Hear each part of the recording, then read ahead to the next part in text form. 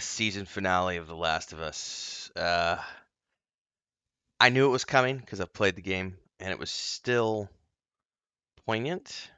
I think that first-time viewers who have never played the game are going to be able to look back on this as sort of this watershed moment for the show when we get into season two and what they're going to be doing with the season two, season three arc. Because having played both the games, I know what's coming, and regardless of what changes they make, this finale ties into everything that happens in the sequel and what they're going to be doing to wrap this up in the next season or two. I think they've confirmed they're doing two seasons to wrap it up because they want to be able to stretch it out a little bit. Because there was a lot going on in the second game, a lot more than in the first game with multiple storylines and everything else. So I'm looking forward to it. But I don't want to get too ahead of myself here because this is supposed to be about the season finale. So without further ado, we're going to be diving into this episode. If you haven't watched the show yet and you don't want things spoiled, walk away now because I don't do spoiler free. I'm going to be doing all the spoiling. It's about 4 o'clock in the morning my time here. Got up bright and early to get this watched, and I got my coffee, and we're going to be diving in. So, one last warning, if you don't want things spoiled, watch the episode, then come back because we'll be talking all the things. Like, subscribe, hit the bell icon so you never miss an update as I review this and other things here on my channel. We'll talk more at the end if you want to become a supporter and keep me on the air full time. But in the meantime, let's get into my show notes here. Um, 3, 2, 1, you've had your warning. Don't forget, spoilers ahead. So, this was definitely one of the shorter episodes of the season. I was kind of actually surprised that they had this episode be one of the shorter ones because I kind of figured like maybe this would have been one of the longer ones. But it's a very linear path from start to finish. For those of you who have played the game, we knew exactly what was coming. This episode was probably in my mind was the one it was one of the episodes that was extremely true to the game. They didn't do a lot of messing around with the ending. It was very straightforward. Um, we are getting Ellie there and then Joel having the realization that he can't follow through with it and getting her out because he realizes that, they're gonna they're gonna do what they're gonna do. Like they can't save her. They have to hack her up to make the cure, and that's not acceptable to him. So knowing that going in, I was worried that they might make some adjustments to that, and they didn't. They just right through with it. So it was really cool. But what we did get at the beginning of this episode, which I thought was a really cool little thing, was we got Ashley Johnson, who is such a badass. I mean, whether you know her from Critical Role or from any of the other roles she's played over the years, all of her voice acting, narrations and stuff, or whether you know her from the role of Ellie in the games, we actually get Ashley Johnson in the scene playing Ellie's mother. And it's not a nice scene. Like she's running through the woods, being chased by infected. She's giving birth in the middle of all of this.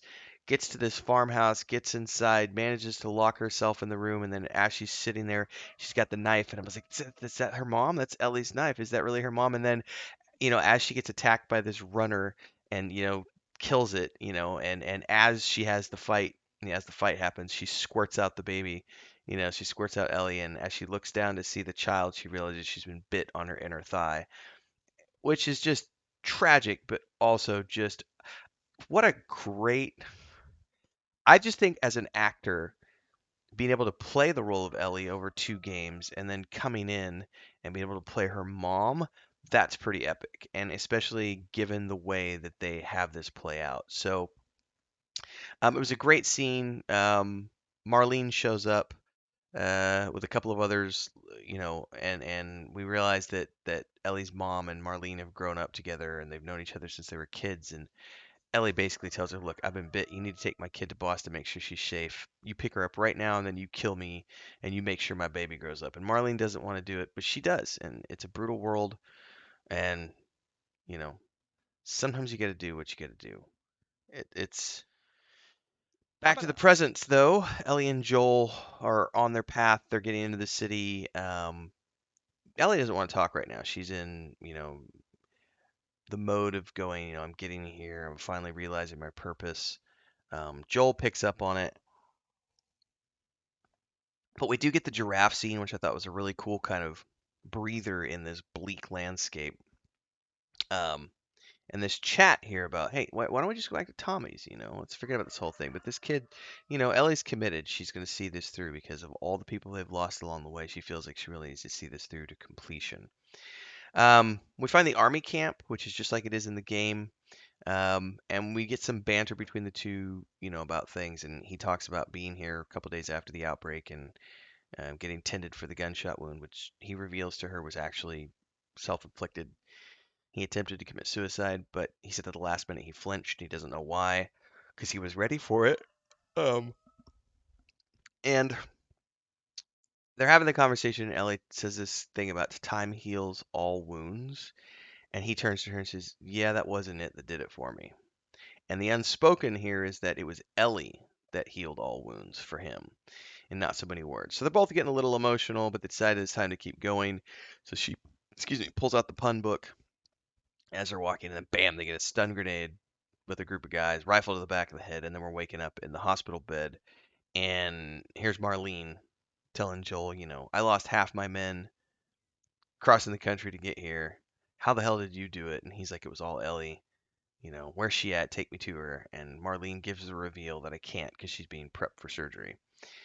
Now, the rest of this is exactly, this whole sequence was exactly like the game, but this part in particular plays out um, exactly like the game because the reveal here is that, they can't save Ellie. Like they're gonna have to. The cordyceps is in her brain, and in order to even attempt, because here's the thing, they can't confirm that they're going to be able to make a cure. They suspect that they can make a cure, but in order to do it, they have to kill her,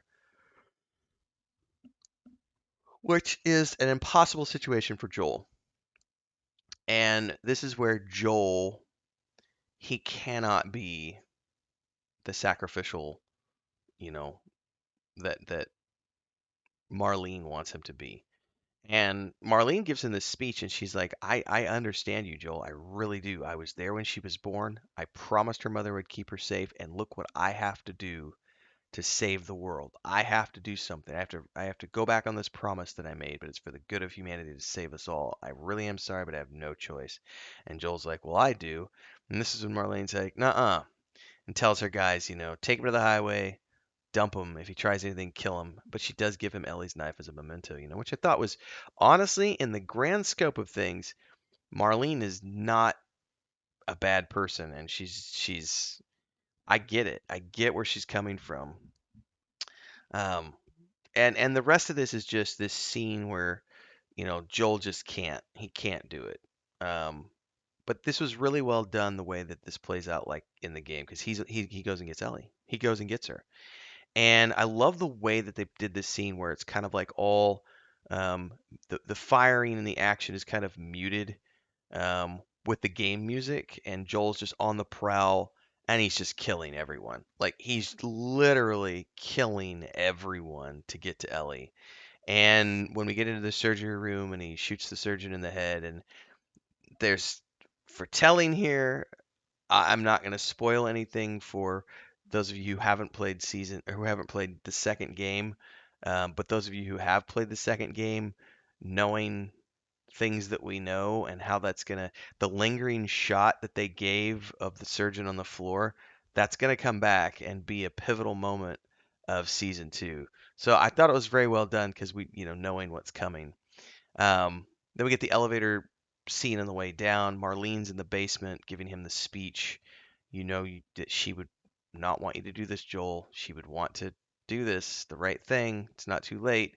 And then he just shoots her, and she's like, "Just let me go." And he's like, "Nope, you just come after her." So, nope, takes her out. And then her, Ellie waking up in the truck, and line for line from the game, Joel's just feeding her this thing about, turns out there's a lot more like you. The doctors couldn't make any of it work. They've stopped looking for a cure. And Ellie suspects the whole time that she's drugged up.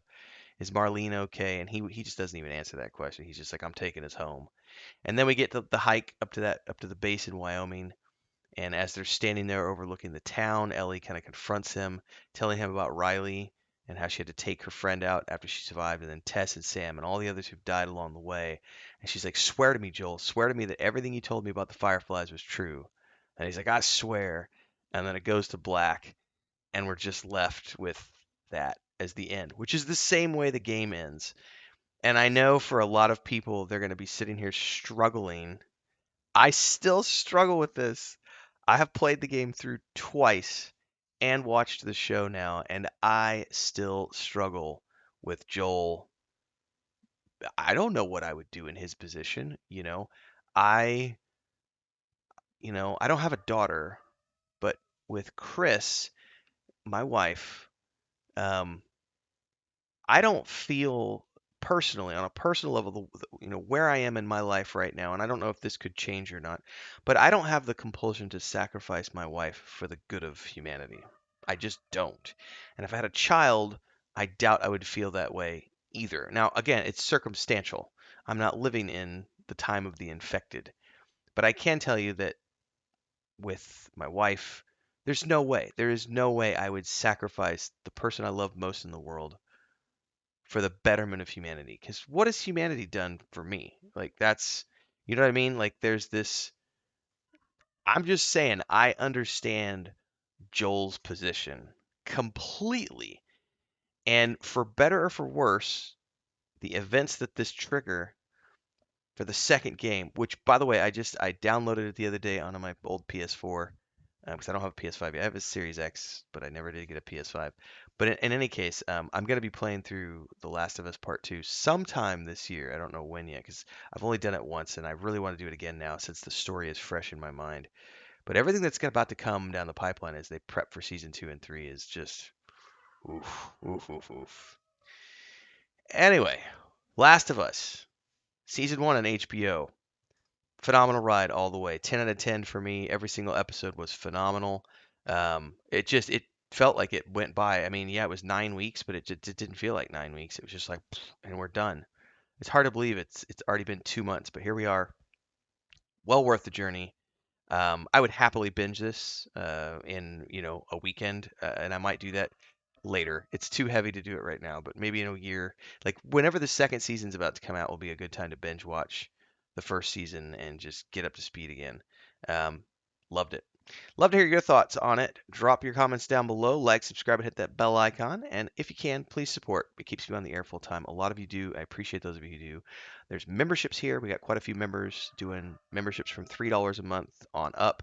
There's super chats where you can come into a video while it's premiering like this or during a live stream. You can drop a super chat. There's also super thanks that you can do after the fact and on YouTube Shorts. And all of those options allow you to plug in whatever you can. $2, $5, $25, $50, $500. Plus, you can just use the pre-programmed amounts that YouTube puts up. There is a Patreon page if you want to get involved with what I'm doing with my wife and my brother with that fantasy map behind me and that point-and-click adventure game, tabletop stuff, and beyond. Discord channels down below. Until next time, everybody, stay safe and stick around because I got other shows that we're doing here on the channel. Um, Always having fun. Lots of other playlists here. Until next time, everybody, stay safe. Happy watching.